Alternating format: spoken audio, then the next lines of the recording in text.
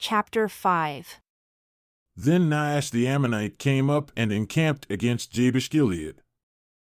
And all the men of Jabesh said unto Nahash, Make a covenant with us, and we will serve you.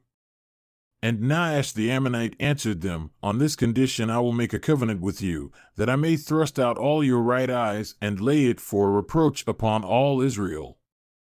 And the elders of Jabesh said unto him, Give us 7 days' respite, that we may send messengers unto all the borders of Israel. And then, if there is no man to save us, we will come out to you.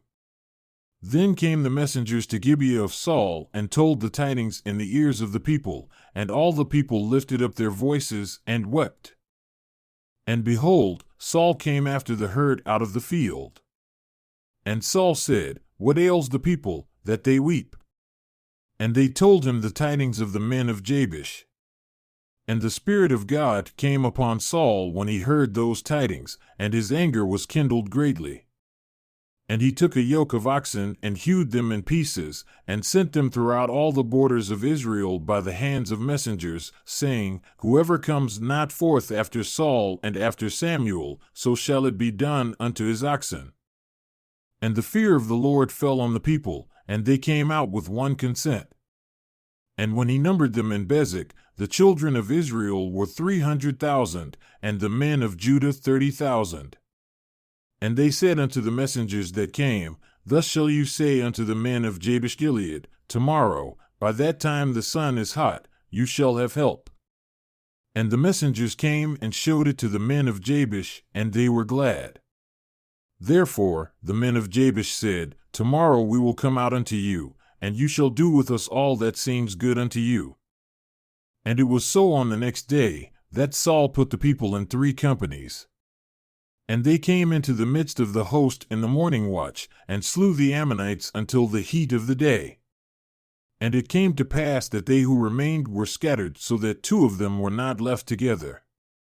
And the people said unto Samuel, Who is he that said, Shall Saul reign over us? Bring them in, that we may put them to death. And Saul said, There shall not a man be put to death this day, for today the Lord has wrought salvation in Israel. Then Samuel said to the people, Come, and let us go to Gilgal and renew the kingdom there. And all the people went to Gilgal, and there they made Saul king before the Lord in Gilgal.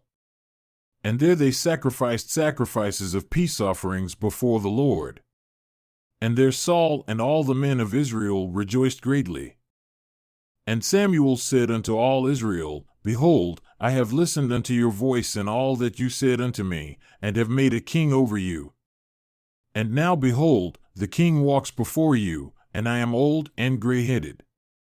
And behold, my sons are with you, and I have walked before you from my childhood unto this day. Behold, here I am.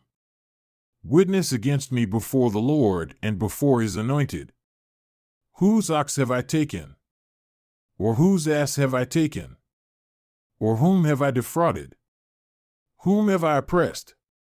Or of whose hand have I received any bribe to blind my eyes?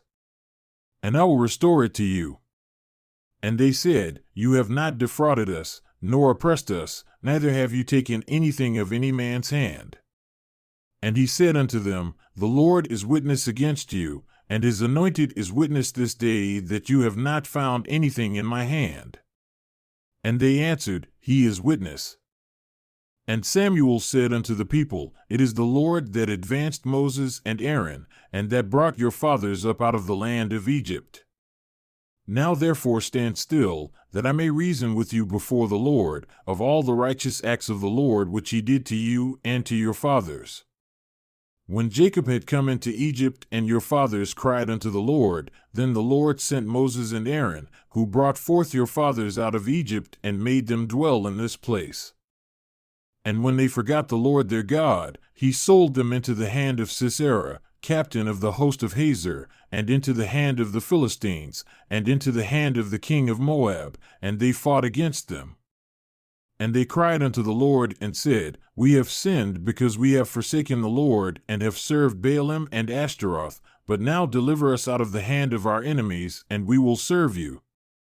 And the Lord sent Jerubbaal, and Bedan, and Jephthah, and Samuel, and delivered you out of the hand of your enemies on every side, and you dwelled safe. And when you saw that Nahash the king of the children of Ammon came against you, you said unto me, Nay, but a king shall reign over us, when the Lord your God was your king. Now therefore behold the king whom you have chosen, and whom you have desired. And behold, the Lord has set a king over you.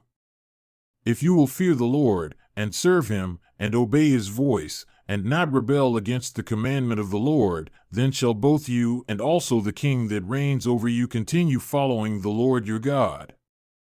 But if you will not obey the voice of the Lord, but rebel against the commandment of the Lord, then shall the hand of the Lord be against you as it was against your fathers.